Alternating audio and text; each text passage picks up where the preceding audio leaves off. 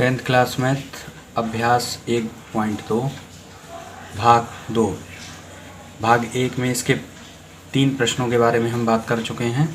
ठीक है, जिसको भी वो देखने हो इसका लिंक डिस्क्रिप्शन में दिया है, इससे आप वहाँ पर जा सकते हैं। तो स्टूडेंट्स आगे बढ़ते हैं। हम 3 प्रश्न उसमें हो चुके थे। क्वेश्चन नंबर 4 क्या कहता है देखते हैं। प्रश्न नंबर 4 कहता है कि HCF दो संख्याओं का हमें HCF दिया हुआ है। दो संख्याओं का हमें HCF दिया हुआ है। 306 एक संख्या है और एक दूसरी संख्या है 657। ठीक है, इनका HCF कितना है? हमें 9 दिया हुआ है। 9 दिया हुआ है और इनका LCM हमें निकालना है। इस प्रश्न में हमें इनका LCM हमें ज्ञात करना है। 306 और 657 का ये इनका LCM हमें निकालना है। ठीक है स्टूडेंट्स, तो यह प्रश्न हम 2 तरीके से कर सकते हैं। ठीक है, या तो एक सूत्र बताया था हमने पिछले भाग में, इस अभ्यास के पिछले भाग में, कि HCF गुणा LCM बहुत महत्वपूर्ण है, ये इसको याद कर लो। HCF गुणा LCM बराबर दो संख्याओं का गुणनफल। दो संख्याओं का गुणनफल। दो संख्याओं का गुणनफल। ठीक है स्टूडेंट्स, तो एक ये सूत्र दिया है, या फिर इसके अलग अलग गुणनखंड कर लो और अभाज्य गुणनखंडों के रूप में परिवर्तित कर लो, इस तरीके से, ऐसे और ऐसे। फिर हमने बताया था LCM ज्ञात करना, कि किस तरीके से LCM ज्ञात करते हैं। हमने बताया था LCM निकालने के लिए क्या करते हैं, संख्याओं में संबद्ध प्रत्येक अभाज्य गुणनखंड की सबसे बड़ी घात का गुणनफल, मतलब जो गुणनखंडों में सबसे बड़ी घात आए तो उसको लिख लेना, जितने उभयनिष्ठ हों, और उसके साथ जो उभयनिष्ठ ना हो उसको भी लिखना, उनका गुणा कर लेना, तो वही हमारा LCM हो जाएगा। तो हम इससे आप लोग करना। ठीक है, हम इससे करते हैं, इस सूत्र से करते हैं इस सवाल को। तो देखो हमें क्या क्या दिया हुआ है। हमें HCF दिया हुआ है, कितना है? 9। तो HCF की जगह हमने 9 लगा दिया। LCM हमें ज्ञात करना है, तो LCM को हमने LCM ही रहने दिया। ठीक है स्टूडेंट्स, दो संख्याओं का गुणनफल, दो संख्याएं क्या दी हैं हमें? 306 गुणा 657। अब हम क्या करेंगे, कोई चीज़ बराबर के इधर अगर गुणा में होती है तो उधर वो भाग में जाती है। LCM बराबर, तो ये 9 गुणा में इसके किधर किस में जाएंगे? ये भाग में। 306 गुणा 657 बटे में ये 9 आ गए। भाग का मतलब बटे में। अब इसको 9 से काट सकते हैं। 9 एकम 9, 9 तियाँ 27। यहाँ से 3 बचे जो इसके आगे लग गए, 36 हो गए। 9 चौक 36। तो LCM हमारा कितना आया? 34 गुणा 657। ठीक है स्टूडेंट्स, तो इस तरीके से हमारा, तो स्टूडेंट्स जब हम इसकी गुणा करेंगे तो हमारा LCM हमें क्या प्राप्त होगा? LCM बराबर, इसका हमारा देखो यहाँ पे हमें गुणा करके क्या मिला हमें? 22,338। ठीक है, ये हमारा आंसर हो गया। ठीक है, आगे बढ़ते हैं। Question number 5। प्रश्न नंबर 5 क्या कहता है हमारा? प्रश्न नंबर 5 कहता है, जांच कीजिए कि क्या किसी प्राकृत संख्या n के लिए संख्या 6 की घात n अंक 0 पर समाप्त हो सकती है। तो हमें ये चेक करना है कि 6 की घात n जहाँ पर क्या है? जहाँ n एक प्राकृत संख्या है। जहाँ n एक प्राकृत संख्या है, n एक प्राकृत संख्या है, प्राकृत संख्या है। ठीक है स्टूडेंट्स, तो n एक प्राकृत संख्या है, तो हम क्या करेंगे? n प्राकृत संख्या हमें पता है क्या होती हैं, 1 से शुरू होती हैं। 1 2 3 4 इस तरीके से चलती रहती हैं। ठीक है, तो अगर हम n की जगह कुछ भी वैल्यू डालें, यहाँ कुछ भी मान n का यहाँ पर लगाएं, जैसे 1 लगाया उठा के, तो हमें क्या मिलेगा? 6 की घात 1 बराबर 6। 6 की घात 1 का मतलब 6। 6 की घात n की जगह हमने 2 लगाया, 6 की घात 2 बराबर 2 का मतलब होता है 6 की 2 बार गुणा, तो कितना आया? 36। इसी प्रकार हमने 3 लगाया, तो 6 की 3 बार गुणा, 6 गुणा 6 गुणा 6, तो हमें क्या प्राप्त हुआ? 216।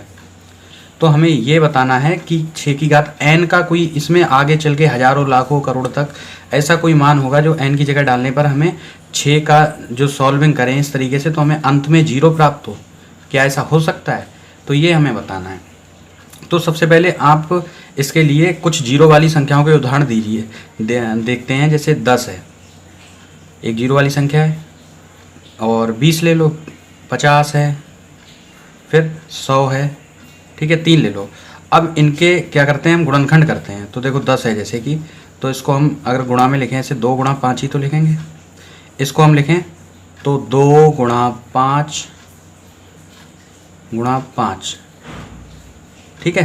तो इसको हम इस तरीके से लिखेंगे, और इसको हम लिखें तो क्या लिख सकते हैं, 2 गुणा 5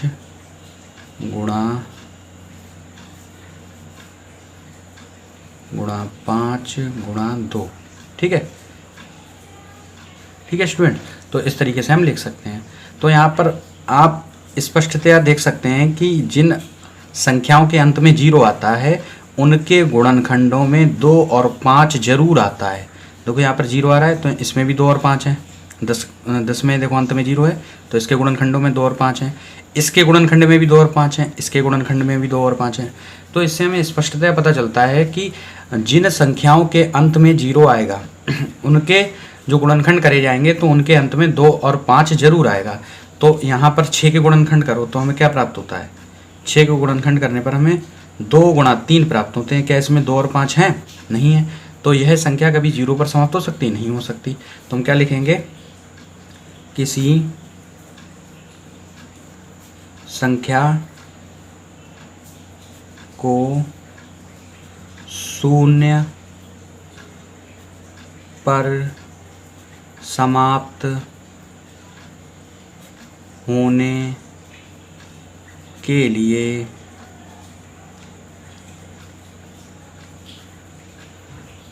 उसके गुणनखंडों में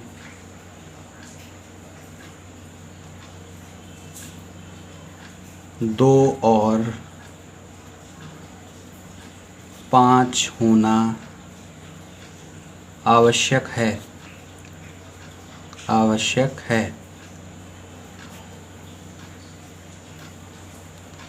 यहाँ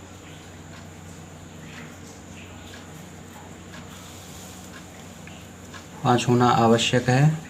यहाँ 6 की घात n के गुणनखंड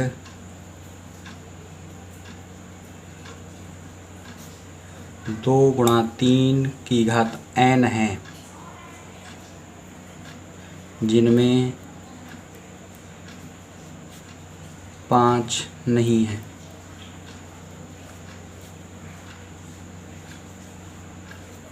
अर्थात 6 की घात n संख्या कभी 0 पर समाप्त नहीं होगी।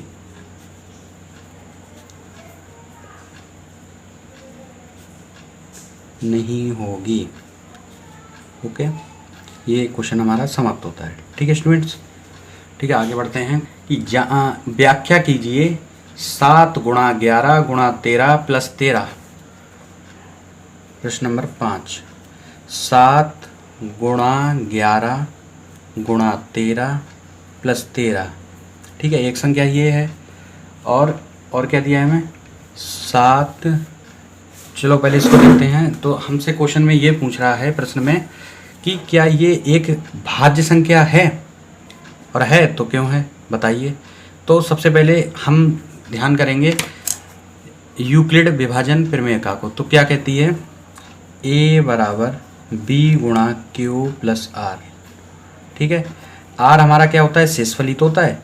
तो जिन संख्याओं में शेषफल 0 होता है वो संख्याएं पूरी पूरी कट जाती हैं, और वो ही संख्याएं हमारी भाज्य होती हैं। तो यहाँ पर हम स्पष्टतया देख सकते हैं कि इसको हल करने पर हमें कोई ना कोई संख्या प्राप्त होगी। हम मान लेते हैं वो a संख्या है। ठीक है, इसको हमने बराबर में लिख दिया, 7 गुणा 11 गुणा 13 प्लस 13। इस पूरे को गुणा करेंगे, फिर इसको जोड़ेंगे, कोई ना कोई संख्या a प्राप्त होगी हमको। ठीक है, तो हमने इस फॉर्म में इसको बना रहे हैं, a बराबर, अब यहाँ से देख सकते हैं इस ये पूरा पद और ये पद, तो इसमें हमें 13 उभयनिष्ठ मिल रहे हैं। तो हमने 13 को उभयनिष्ठ कर लिया, तो हमें अंदर क्या रह गया, यहाँ 7 गुणा 11 प्लस 13, यहाँ से बाहर चले गए, जब पूरा बाहर चले गए तो 1 रह जाता है। ठीक है, तो यहाँ पर हमें ये प्राप्त हुआ। अब इसमें हम क्या देखेंगे, इस फॉर्म को यहाँ पर हम प्लस में इसके 0 बढ़ा लेंगे, तब इस समीकरण से, इस संबंध से इसकी तुलना करें हमें क्या प्राप्त होगा। देखो a बराबर बी क्यू प्लस आर, यहाँ बीच में गुणा का चिन्ह होता है, ठीक है। तो देख सकते हो a की जगह a है, b की जगह हमारा 13 है, और q की जगह हमारा ये है, और r की जगह हमारा ये है। तो r यहाँ पर क्या हो गया 0, r क्या हो गया 0। तो क्या पता चलता है यहाँ से कि जो हमें ये संख्या दी हुई है ये क्या है, एक भाज्य संख्या है, क्योंकि हमारा शेषफल क्या हो गया यहाँ 0 हो गया, ठीक है। तो हम लिख देंगे यूक्लिड के अनुसार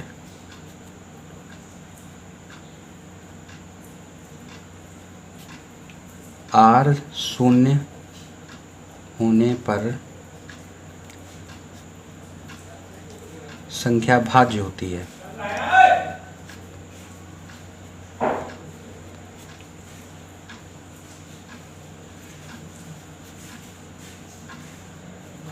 अतः 7 गुणा 11 गुणा 13 प्लस 13 एक भाज्य संख्या है, एक भाज्य संख्या है, ठीक है स्टूडेंट्स। तो हमारे ये इसका एक पार्ट कंप्लीट हो गया। इसके बाद सेकंड पार्ट क्या है इसका देखते हैं। सेकंड पार्ट है इसका 7 गुणा 6, 7 गुणा 6 गुणा 5 गुणा 4 गुणा 3 गुणा 2 गुणा 1 प्लस 5। तो इसी प्रकार बिल्कुल इस क्वेश्चन को करेंगे हम।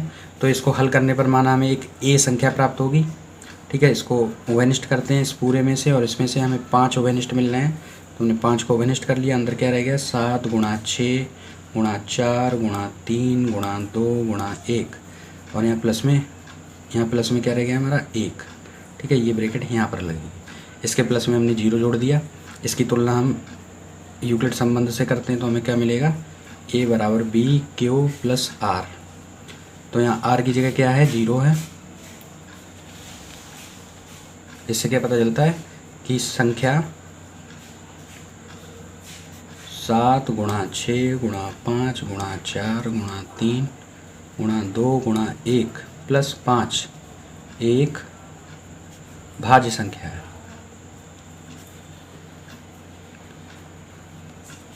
ठीक है। ये क्वेश्चन कंप्लीट होता है। आगे बढ़ते हैं प्रश्न नंबर 7। प्रश्न नंबर 7 क्या कहता है, किसी खेल के मैदान के चारों ओर एक वृत्ताकार पथ है। इस मैदान का एक चक्कर लगाने में सोनिया को 18 मिनट लगते हैं, जबकि इसी मैदान का एक चक्कर लगाने में रवि को 12 मिनट लगते हैं। तो सोनिया को क्वेश्चन नंबर 7 में जो एक मैदान है इस तरीके का वृत्ताकार पथ है जिसका, तो इसमें पूरे में घूमने में, एक तरफ से शुरू करने में और इसको पूरा घूमने में सोनिया को 18 मिनट लगते हैं। सोनिया को कितना टाइम लगता है 18 मिनट। सोनिया को टाइम लगता है 18 मिनट। और यही पथ है, जितना बड़ा ये है उतना ही बड़ा ये है। इसी पथ को रवि जब एक तरफ से पूरा करता है, यहाँ से घूमकर वापस आता है, तो इसको एक पूरा चक्कर लगाने में रवि को 12 मिनट लगते हैं। रवि को कितना 12 मिनट लगता है। आगे बढ़ते हैं। जबकि इसी मैदान के चक्कर में रवि को 12 मिनट लगते हैं। मान लीजिए वे दोनों एक ही स्थान और एक ही समय पर चलना प्रारंभ करके एक ही दिशा में चलते हैं। तो दोनों एक साथ चलते हैं। मान लो सोनिया यहीं पर है और रवि भी यहीं पर है, तब दोनों एक साथ चलते हैं, ठीक है। तो अब चक्कर लगाना उन्होंने शुरू कर दिए। तो एक ही दिशा में कितने समय बाद वे पुनः प्रारंभिक स्थान पर मिलेंगे। तो खुद ध्यान से सोचो इसको। जैसे सोनिया 18 मिनट लगती है सोनिया को, और रवि 12 मिनट में कर देता है इसको कंप्लीट। रवि पूरा इसको कर देता है 12 मिनट में कंप्लीट। 12 मिनट लगते हैं उसको। अब 12 मिनट में ये कंप्लीट कर देता है, तो इसने जल्दी कर दिया। ये 18 मिनट में यहाँ पे पहुँच पाई होगी कहीं पर। तो इस तरीके से बार बार चक्कर लगाया जा रहा है। तो ये तेज़ है, तेज़ वाला इसको पीछे से आगे फिर पकड़ लेगा कहीं ना कहीं। तेज़ वाला ये फिर अगले चक्कर में थोड़ा पीछे रह जाएगी। ये यहाँ पर आई है अभी, फिर ये अगला चक्कर करेगा तो यहाँ पर ये रह जाएगी। फिर ये अगले में यहाँ रह जाएगी, तो ये धीरे धीरे फिर क्या हो जाएगी, वापस होती चली जाएगी। तो इस तरीके से हमने इसके, अब जैसे रवि है तो रवि यहाँ पर इसका रवि का ये है, मान लो पाथ अलग अलग कर लिए हमने दोनों के लिए, ठीक है, पाथ वही हैं, सेम डिस्टेंस के पाथ हैं। अब इसके हमने 3 पार्ट कर लिए। तो सोनिया ने एक चक्कर लगाया यहाँ पर, तो कितना 18 मिनट लग गए इसको, 18 मिनट लगे, सही। इसने लगाया तो 12 मिनट लगे इसको, ठीक है। तो अब अगर 18 मिनट इसको लगे हैं तो 18 मिनट में ये कहाँ पहुँच जाएगा, रवि, तो ये 12 में यहाँ पे कंप्लीट कर लिया इसको, 6 मिनट और 18 हो जाएंगे, तो 6 मिनट में ये आधा इसको कवर करके यहाँ पहुँच जाएगा, यहाँ पहुँच गया। अब 18 मिनट में इसका 1 हुआ है, लेकिन इसका लगभग 1.5 गुना हो गया, इसका 1.5 चक्कर हो गया। अब फिर आगे बढ़े, 6 मिनट और बढ़ाओ, तो 18 6 24, जब यहाँ पर ये इसका चक्कर कंप्लीट हो गया, ये 18 मिनट में यहाँ वापस घूम के यहाँ आ गई। अब इसने यहाँ से फिर 6 मिनट आगे यहाँ पर पहुँच गई, और ये 6 मिनट में फिर पूरा कंप्लीट कर लेगा। तो अभी सेम जगह पर तो आए नहीं है, तो कितना मिनट हो गया अभी, फिर 6 मिनट आगे बढ़ के हमारे पास 24 मिनट हो गए, 24 मिनट हो गए, ठीक है। फिर हमने 24 में 6 और जोड़े, 30 मिनट, तो 30 में अब ये यहाँ पहुँच जाएगी सोनिया, और ये फिर हमारा वापस यहाँ आ जाएगा। ये कहाँ आ जाएगा, ये कितने 30 मिनट हो गए, 30 मिनट में ये कितना चल लेगा, तो 12 में 1 चक्कर हुआ इसका, ठीक है, 12 दूनी 24 में इसके 2 चक्कर हो जाएंगे, 2 चक्कर हो जाएंगे, ठीक है। फिर इसके बाद अब कितना हो जाएगा इसका, ठीक है। तो 24 मिनट में, अब 18 में इसका 1 कंप्लीट यहाँ पर हुआ था, तो 18 के बाद 6 मिनट और चली है, तो ये यहाँ पर पहुँच गई। और 18 मिनट में ये कहाँ पर पहुँचा था, 18 मिनट में ये यहाँ पहुँचा था, क्योंकि 12 में 1 कंप्लीट करके फिर ये आगे निकल आया, इतना हो गया। फिर 6 और ऐड किए, तो 18 में 6 ऐड किए, तो इसके फिर 2 चक्कर कंप्लीट हो गए। 24 में 12 में 1 चक्कर हुआ, 24 में इसके 2 चक्कर हो गए, ठीक है। और ये 24 में कहाँ पर आएगी, तो इसका 18 में 1 होता है, फिर 6 24 में यहाँ पर आई, ठीक है। फिर 24 और बढ़ा, 24 में 6 और बढ़ाए, तो ये यहाँ पर पहुँची, 30 मिनट हो गए। कितने मिनट हो गए, 30 मिनट हो गए।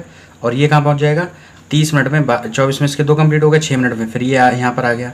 अब क्या होगा, जब 6 मिनट बाद और देखा जाएगा तो ये वापस यहाँ पहुँच जाएगी, और 6 मिनट बाद ये वापस और यहाँ पहुँच जाएगी। तो कितने मिनट हुए टोटल, 36 मिनट हुए जाके। कितने मिनट हुए, 36 मिनट पर रवि भी यहीं पहुँच गया और वापस सोनिया भी यहीं पहुँच गई। तो इस क्वेश्चन को अब ये तो समझाने का तरीका हुआ, इसको करेंगे कैसे, बहुत कुछ नहीं है, ज़्यादा कठिन नहीं है, आसानी क्वेश्चन है। हम 18 और 12 दोनों का साथ में एलसीएम निकाल लेंगे, वही हमारा आंसर हो जाएगा। तो 18 का एलसीएम, 2 नेम 18, 2 छंग 12, 2 9 सही, 2 तियाँ 6, 3 तियाँ 9, 3 एकम 3, 3 एकम 3, 1 एकम 1, ठीक है। तो इन सब की हम गुणा कर लेंगे, तो क्या आएगा, 2 गुणा 2 गुणा 2, 2 गुणा 3 गुणा 3, 2 दूनी 4 तियाँ 12 तियाँ 36।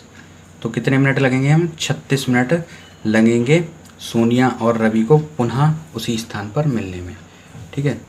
36 मिनट बाद सोनिया और रवि पुनः उसी स्थान पर मिलेंगे,